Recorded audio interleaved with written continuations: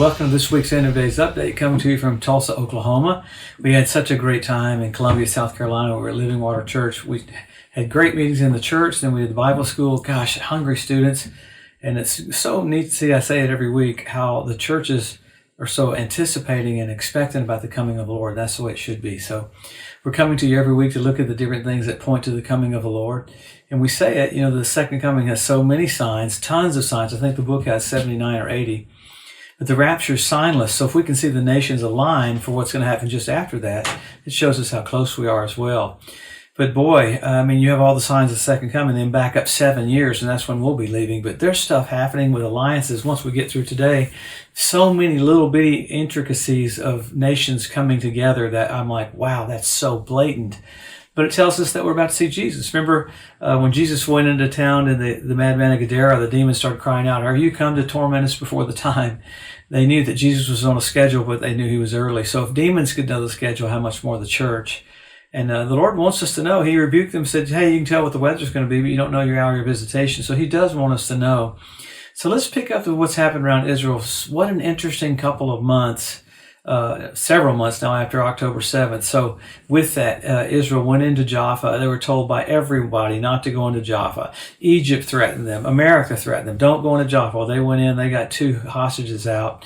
And they're going to have to go back in there because, of course, Hamas's leadership is hiding there because everyone's telling them not to go in there. So if Hamas thinks they can have a hideout there, they will. So they'll take all the leadership there. So that's so amazing what all is happening in all of Gaza. And not just Gaza, it's still a bombardment of rockets. You have a bombardment of rockets coming from the north, from Lebanon, from Hezbollah. Israel's retaliating. They said they want to move them back so many miles. And I think they're going to have to, and we're going to have to probably do more than that. But in the middle of that, though, you've got nations just doing crazy stuff. You've got Iran teaching, Iranian commanders teaching Russians how to use Iranian drones. And along with that, you had Russia use its hypersonic missile this last week, first time ever in the Ukraine war. This is a missile that'll go almost 9,000 miles an hour. They said it was probably going about 4,500 to 6,000 miles an hour when it hit the Ukraine.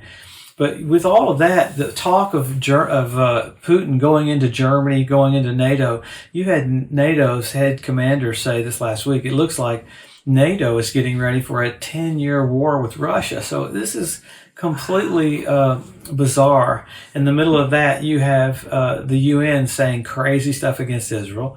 Even the UN Relief Organization had basically hidden the Hamas fighters there. Now there's a lot coming out to kind of bring that to a halt, because that's craziness when you have people that are UN relief workers basically trying to annihilate Israel. So much more on that front happening. This was really amazing a couple of days ago.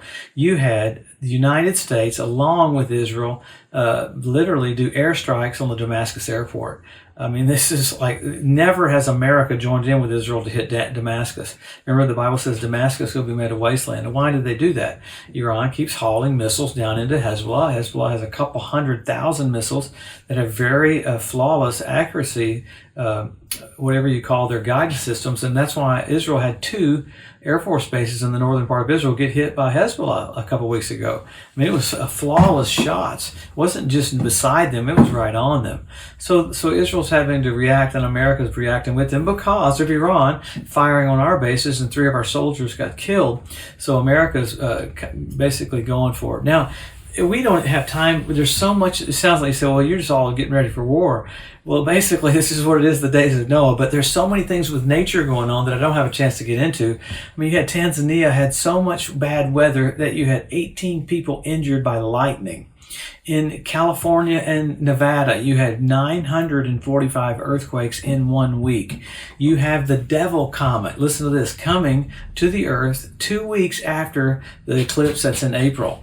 And it's kind of weird that you have a comet that's named for the devil because of the way it's shaped and everything with its horns coming 2 weeks after that eclipse. Now, the eclipse is going to come across America, and X marks the spot. 7 years earlier, it came to the exact spot in Illinois. It's where the biggest fault line in America is. It's where Little Egypt is. So you got X marks the spot for America. You have the Devil Comet coming toward America. Coming toward the Earth. It's not. They said it's not going to hit the Earth, but just seeing it come by, it's just like Halley's Comet. That's how rare it is.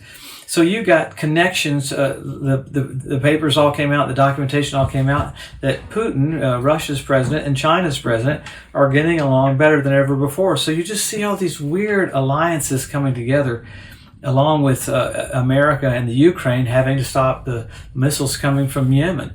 So Israel completely being fired upon on every side.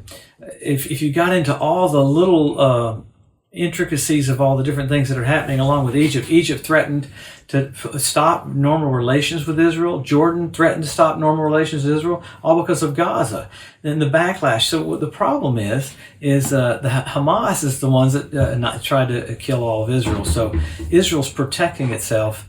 And to see the world act like it is, some people are acting normal, but the majority of the world's coming against Israel right now, and I don't think we've seen anything yet. So why is this a big deal? Pressure on Israel, because Jesus is just about to come back. So we always do, what do we do with all this coming together?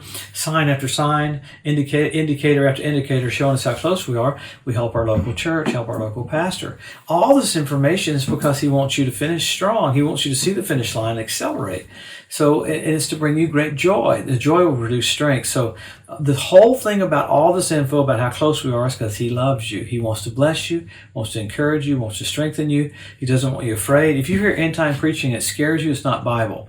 There are so many things going on that could scare people in the world, but we're to have absolutely zero fear. It is intriguing to see China trying to basically bring people across the border from the south and from the north, and it's weird how it looks like China's being set up to do more things than we could realize, and I just believe it'll be right after the rapture. So, okay, so once we do that, we always go to the signs every week, and I know you probably know all of them by heart, but what is it? Israel regathered in our lifetime, Jerusalem won back. Jesus said the generation that sees those two events will not pass away till all is fulfilled.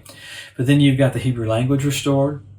You've got the Ethiopian Jews brought back. You've got the fertility of the land of Israel. You've got the revival of the Roman Empire. You have foxes on the Temple Mount. You have the ritual baths around the Temple Mount fill up with water. You had fish show up in the Dead Sea. Ezekiel prophesied that 2,700 years ago. And then you had the Dead Sea turn blood red right where Sodom and Gomorrah is, and it happened on the Day of Atonement. That was last fall. So amazing things happening. You had the archway for Baal worship in Palmyra. Now, Palmyra is where the Tower of Babel was. You had that archway rebuilt for Baal worship. Russia did it this last year. The Talmud says that's the last sign you'll see before the Messiah comes. So there's just sign after sign after sign after sign. I do like that Bishop Malachi from the year 1129 gave the coat of arms for every pope that would be on the earth all the way up to the coming of the Lord. It's amazing that he did that. As detailed as the coat of arms is, and he got it correct 114 out of 114. The History Channel said that's statistically impossible. Only a God can do that. Yeah. That's exactly right. Guess what pope we have right now? 114th. All this pressure for the Abraham Accords, all these pressures to coexist, all these pressures to have one monetary system, one world government, and one world religion. Man, it's completely going toward that, specifically with artificial intelligence. So those are signs we know. Men will be lovers themselves. We have all these signs of coming together. The Temple Mount Institute is really one that blesses me. They are totally ready to start having sacrifices. I love that the red heifers they had, because of COVID, didn't have their ears clipped, so they don't have a blemish. That would have been a blemish on them that they couldn't use them. So it's flawless to have that all ready right before the coming of the Lord. So event after event, 172 different species of predatory birds started showing up in the land of Israel. Right after the Ezekiel 38 war, God will call on the fowl of the air to clean the land up. 7 years later, he'll call on the fowl of the air to clean the land up again. So you got the cleanup crew in Israel. So all these speak to us, I mean, with specifically the nations that are aligning themselves against Israel right now. And the verbiage is so bold. And then you see all these specific signs that the Bible said you'd see that tells us we're very, very close to being at the throne of God. Seeing those eyes as a flame of fire, feet like undefined brass, a voice of many waters, the shepherd and the bishop of our souls. Wow, the firstborn from the dead, the brightness of the glory of God, Jesus. That's who we're about to see. The honored one, the magnified one, the glorified one. So we have all those signs that I'm skipping over, tons of them. Then you get the signals. You had blood red moons on Passover and Tabernacles a few years ago. It happened 4 times in a row, just a few times. NASA calls that a tetrad. When did it happen 4 times in a row on Passover and Tabernacles? Last time it happened was 1967 when Jerusalem was won back. 1948 when Israel was made a nation. 1492 at the eve of expulsion when the Jews were kicked out of Spain. And God raised up Columbus to sail the ocean blue in 1492, founded a little country called America to be a safe harbor for the Jews. So you have so much happening in 2017. You got so much happening with the eclipses. You got so much happening with comets and asteroids. The asteroid deal has gotten so huge that they're seeing them after the fact, after they've passed us. Now, why is that a big deal? The Bible says that wormwood will hit the earth during the tribulation. It'll make a third of the waters radioactive. NASA said there's a comet called an asteroid called Wormwood coming in 2029. It's going to do a flyby. I was preaching in the Ukraine. I said that word wormwood. Everyone gasped. I said, what's the deal with wormwood? That's the word Chernobyl. So these things are all real. We're watching all these things come to pass because Jesus is just about to come. Let's go for it. This is it. Let's accelerate. We see the finish line. We accelerate with great joy, looking unto Jesus, the author and the finisher of our faith. So we'll come back next week and we'll look at all the little intricacies that are coming together with literally the negotiations behind the scenes are what's intriguing me to see how those will come forward and come to the forefront real soon. So have a blessed, wonderful week. We're going to see Jesus very soon.